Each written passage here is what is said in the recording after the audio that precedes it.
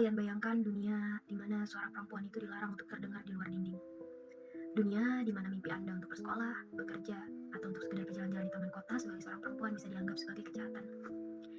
Ini bukan kisah dari abad pertengahan, ini adalah kenyataan yang dialami oleh 14 juta jiwa perempuan yang berada di Afghanistan. Hari ini, PBB bahkan menyebutkan bahwa Afghanistan adalah satu-satunya negara yang melarang perempuan untuk dapat bekerja dan juga untuk dapat belajar.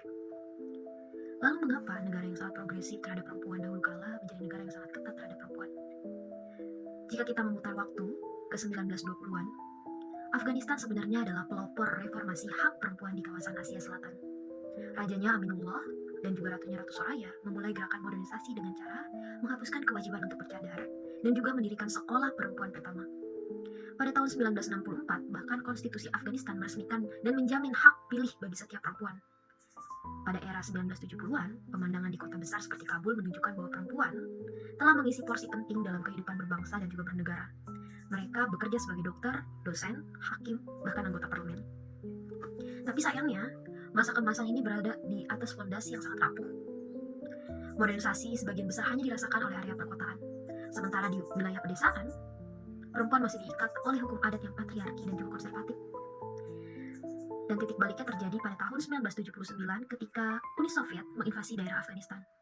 Untuk melawan penduduk Soviet, kelompok-kelompok mujahidin menggalang kekuatan untuk mempersatukan negara dengan cara menyebarkan narasi agama dan juga norma adat yang ketat. Setelah itu, Uni Soviet mundur, tetapi perang saudara pecah pada 1990-an. Hukum runtuh.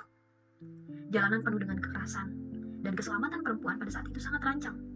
Dari kekacauan inilah, di 1994, kelompok Taliban muncul. Kelompok Taliban merebut kekuasaan di Afghanistan. Kelompok Taliban ini adalah kelompok yang berakar dari madrasah-madrasah tradisional di wilayah selatan. Taliban membawa ideologi radikalisme agama dan hukum adat Pastuali. Untuk menjaga keselamatan dan juga moralitas, mereka merebut hak perempuan. Mereka memberlakukan pembatasan ekstrim perempuan untuk bisa bersekolah. Mereka menutup sekolah-sekolah. Perempuan dilarang untuk bekerja dan burka diwajibkan.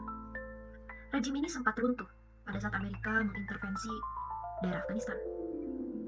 Namun rejim ini kembali berkuasa pada Agustus 2021 dan sejak saat itu mereka telah mengeluarkan 100 dekret, di mana 100 dekret ini secara sistematis menghapuskan hak perempuan dalam kehidupan publik.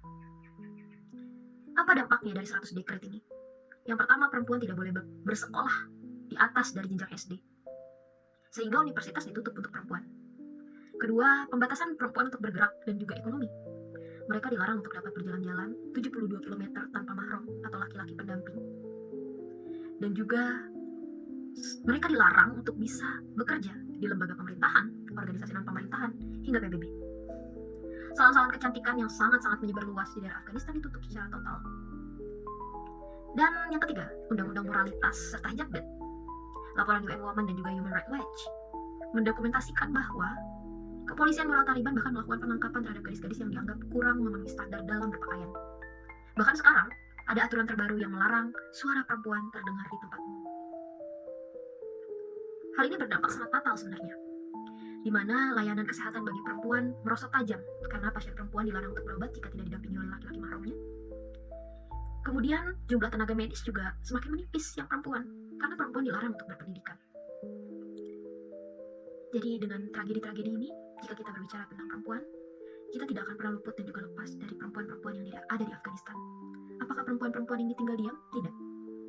Para aktivis dan juga guru-guru mendirikan sekolah bawah tanah. Apa tujuannya sekolah bawah tanah itu? Agar anak-anak perempuan bisa mengenyam pendidikan, bisa belajar membaca dan juga berhitung. Itulah tujuan mereka. Jadi kalau kita berbicara tentang perempuan dan beropini tentang perempuan, kita nggak akan pernah bisa lepas dari kondisi perempuan pada saat ini, perempuan di era ini, dan juga perempuan-perempuan yang ada di Afghanistan. Aku berharap bahwa semua platform dan juga semua perempuan-perempuan yang mendukung feminisme akan bersuara dimanapun platformnya. Berapapun jumlah audiens atau pendengarnya, mereka terus bersuara untuk perempuan-perempuan Afghanistan saat ini. Saya Erwin, terima kasih telah mendengarkan, dan saya berharap bahwa dunia akan jauh lebih baik untuk perempuan.